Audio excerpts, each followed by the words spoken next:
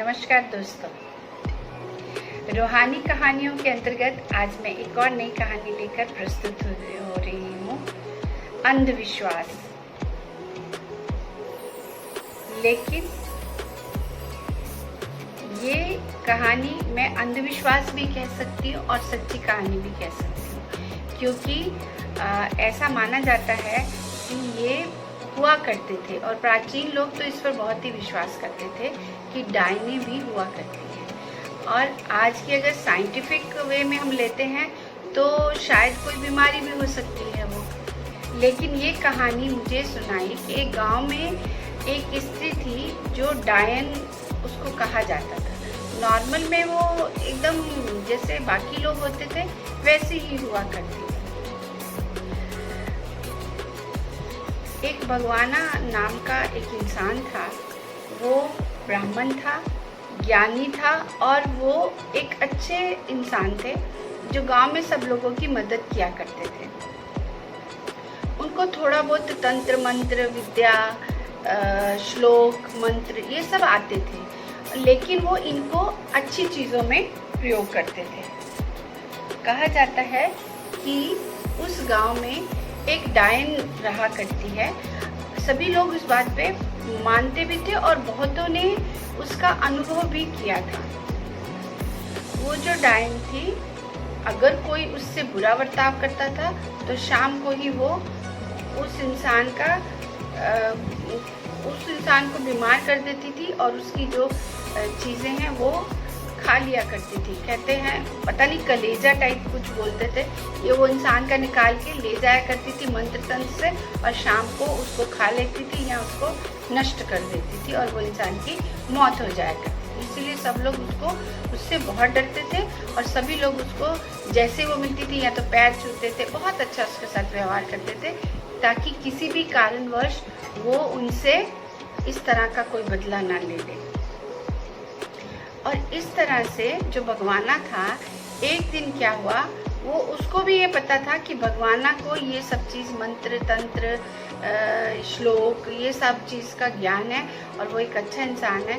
वो उससे थोड़ा सा डरती थी, लेकिन अंदर ही अंदर कहीं ना कहीं उससे रिवेंज भी लेना चाहती थी, क्योंकि उसको लगता था कि ये उसमें बाधक पहुंचाता है कभी कभी। तो एक दिन की बात है कि वो लोगों से भिक्षा मांगकर ही खाना खाती थी, अकेली रहती थी, उसका कोई नहीं था। यहाँ मैं एक बात और बताना चाहूँगी। प्राचीन काल में ये माना जाता था कि जो आत्मा जो इस तरह के काम करते हैं, तंत्र मंत्र काली विद्या या डायन, उनके घर में उनकी अपनी औलादें नहीं बचती हैं, उनका वंश आगे नहीं बढ़ता है। तो ये जो औरत थी, इसने जो डायन का इसको पास जो ज्ञान था, उसकी वजह से इसकी अपनी कोई औलाद नहीं थी, घर में कोई नहीं था, अकेली रहती थी, एक कच्चे से मकान में रहती थी।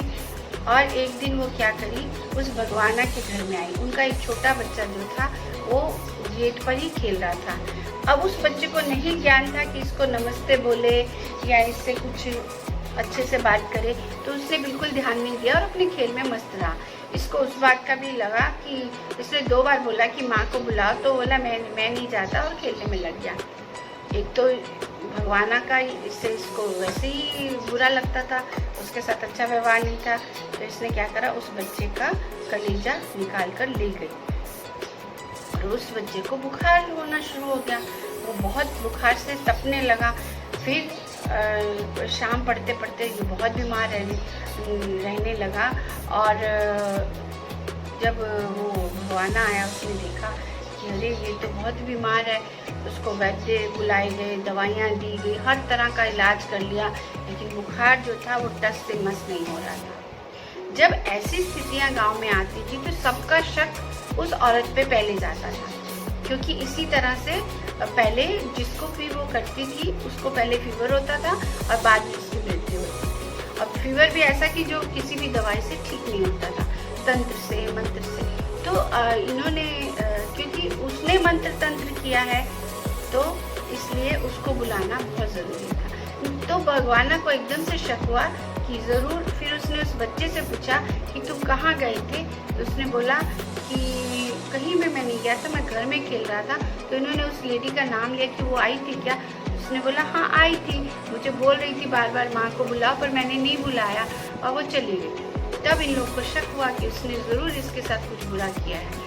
तो ये भगवाना गया, क्योंकि ये तो डरता नहीं था और आत्मरक्षा भी इसको करना आता था।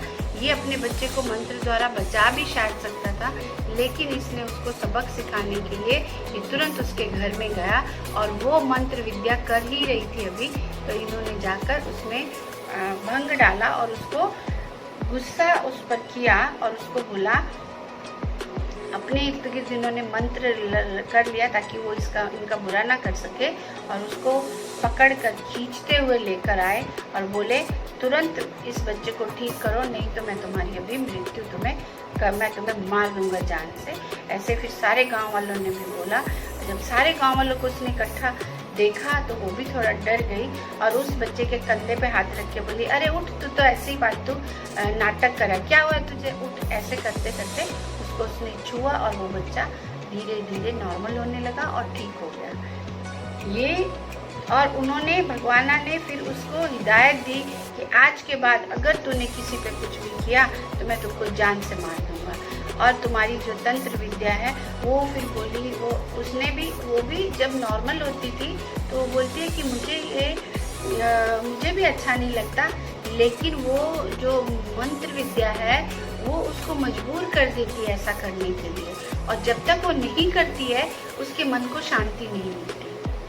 और धीरे धीरे समय बीतने लगा। उसका मृत्यु का जब समय नज़दीक आया, कहा जाता है कि वो जो डायन का रहता है वो जब तक वो मंत्र किसी को दे ना दे उसकी मृत्यु जल्दी होती नहीं है, तड़पता रहता है और मृत्यु के लिए छटपटाता रहता है।